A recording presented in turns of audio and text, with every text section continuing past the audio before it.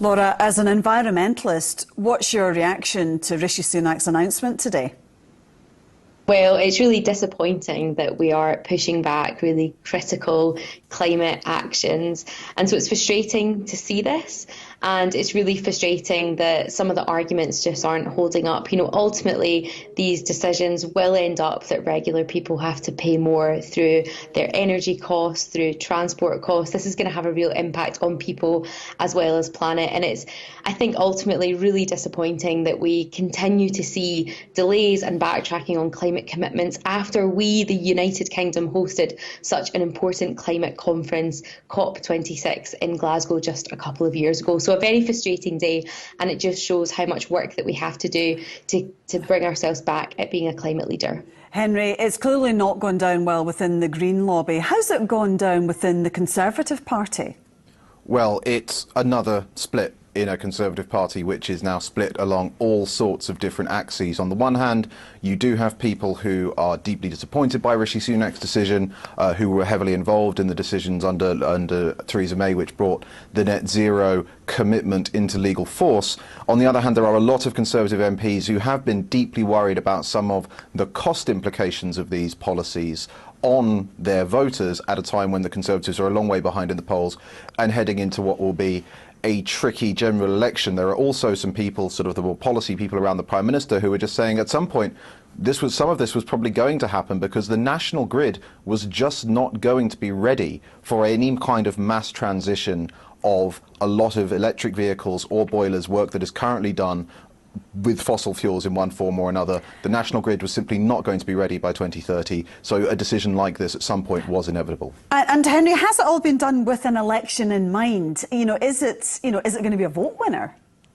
It's definitely been done with the election in mind, because what this means is that now that the government has deferred so many of these policies and Labour has committed to bringing them back, that means that those costs, the costs of those policies for ordinary voters and families, are now costs of Labour policy, and Rishi Sunak will be hoping to use that as a wedge issue in an election. Will it be a vote winner? I don't know. A lot of voters are very concerned about the climate, and I think that the polling I've seen suggests people are relatively split. But I think what Rishi and a lot of Conservative pollsters will know is that when you get down to the nitty-gritty, when you get beyond the headline commitments, and it's like, do you want more electricity pylons in your area? Do you want a small modular nuclear power station built in your area? The answer from their voters is almost always no. Without that infrastructure, none of this was going to be possible, and that infrastructure is simply, on current courses, not going to get built. Laura, people say that they widely support green policies, but do you think the support is there during a cost of living crisis? I think the support is there, and what we also need to understand is the knock-on effects of this. To pick out one of the pledges that is being lost, for example, there was some regulations to help make homeowners and landlords make their buildings, their homes, more energy efficient, and this is going to be removed. So that means that, particularly for landlords, they don't need to make their buildings energy efficient. What that ultimately means is that for many tenants, they're going to live in a building, in a home that is leaking out energy because it doesn't have double glazing, it doesn't have insulation. That's going to put more cost into their especially winter energy bills.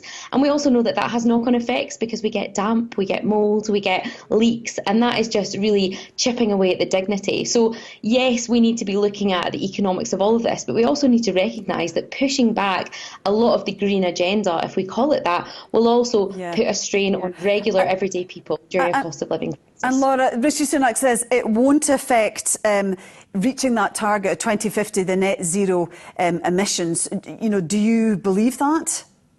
No, I don't. We were really scraping by the skin of our teeth to meet that anyway on a trajectory with what we had. And now we've been scaling everything back. We are really going to struggle to get close to that. And listening to the full speech from Rishi Sunak, he said, here is our new plan, scale back, scale back, scale back, without much else put on the table. Henry, what about the political management of all this? He wasn't supposed to be making a statement about this until Friday, until these leaks. I mean, what have you made of the handling of it all? I mean, obviously, he has been on the back foot since those leaks. As you say, this was not the day he planned to make that announcement. He's never been a stellar public speaker, and so the idea of all of this coming down to a crunch speech, which as a result of all the controversy was also sort of much more heavily amped up, and there was a lot more pressure on him than there might have been if this had been a regular policy announcement. So the handling has not been great. It's obviously, again, exposed divisions within the Conservative Party on this issue as well. I think what Downing Street will be hoping for is that once that clears, because let's face it, most voters don't really track who's saying what to who in WhatsApp groups, once that clears, what will remain is a clear dividing line with Labour on a suite of policies which, in the short term at least, they argue, would impose steep costs on people. And Henry, in a sentence, Zach Goldsmith said that there should be a snap general election. You don't see that happening, do you? Very briefly. No, not with the Conservative Party 20 points behind the polls, of course not. OK, we'll have to leave it there. But Laura and Henry, thank you very much indeed for joining us. Thank you. Thank you.